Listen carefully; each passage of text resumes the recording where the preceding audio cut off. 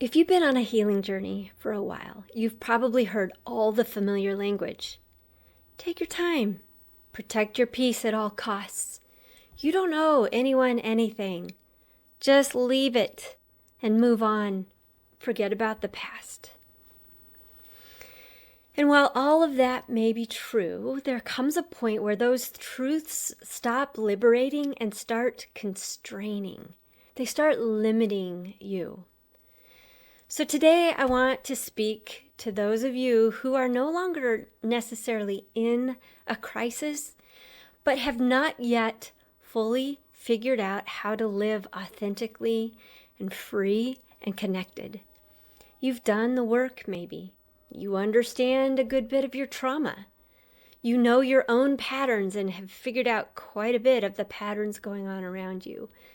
And yet, something still feels small.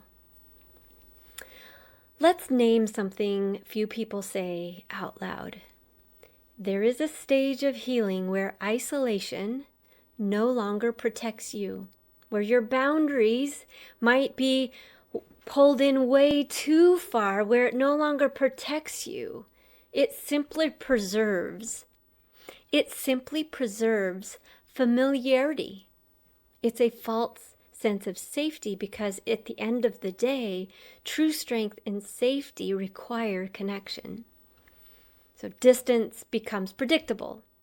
Independence becomes uncontested. And connection with all its uncertainty begins to feel unnecessary or sometimes irresponsible. And you become hyper independent, which can feel strong. But here's the honest question.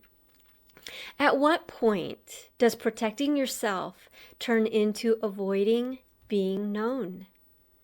Advanced healing requires discernment, not just about others, but about your own defenses. At some point, you know enough to know what you're dealing with. That's the discernment about others. But you also have to take choices about what you do to live life, not defensive, but living. You may no longer be dissociating, but you might be withholding what is important for healthy relationships. You may no longer be people-pleasing, but you might be emotionally unreachable. You may no longer tolerate abuse, but you might also be allergic to intimacy. None of that makes you broken. It simply means your strategy needs updating. You've come through the worst of it, and now it's time to step into healing. You've come through the worst of it, and now it's time to step into a louder, bolder life of healing. Your nervous system deserves compassion, but it does not get to make every decision for you. At a certain stage, healing is no longer about calming the system. It's about training it to walk in steadfastness and strength. Your body may still register closeness as a threat, but safety is no longer defined by the absence of risk. It's defined by the presence of choice. In other words, your safety doesn't depend on the environment, the risk of the environment. It depends a lot on your capacity to choose your steps in that environment. The goal is not to feel comfortable.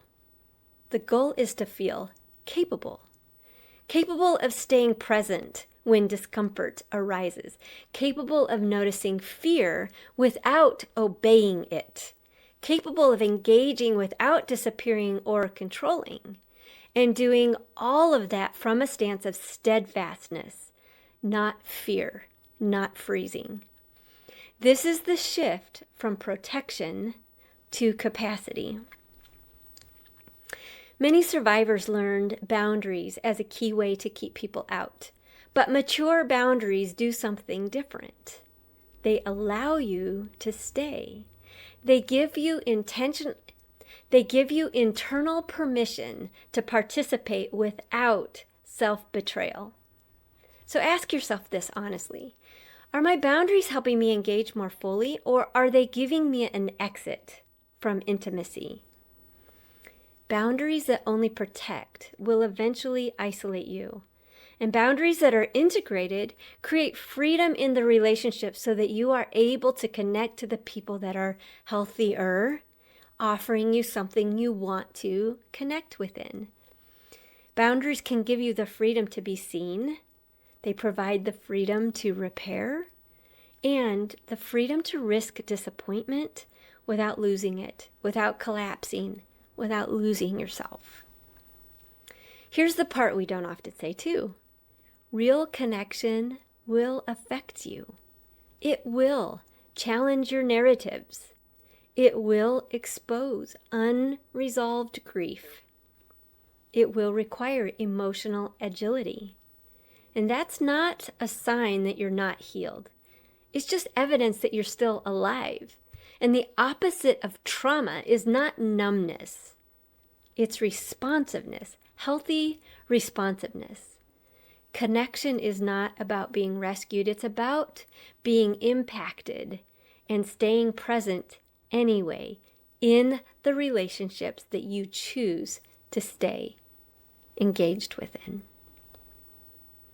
If you're ready to move beyond protection, self-protection as your primary strategy and begin cultivating real relational capacity, we're here to support that work. We would love to come alongside you and help you sort it out. At livefound.org, we work with people who are no longer asking, how do I survive? But rather, how do I live honestly, connected, and awake? You can schedule a session with us anytime you're ready. Not because you're broken, but because your life is asking for more.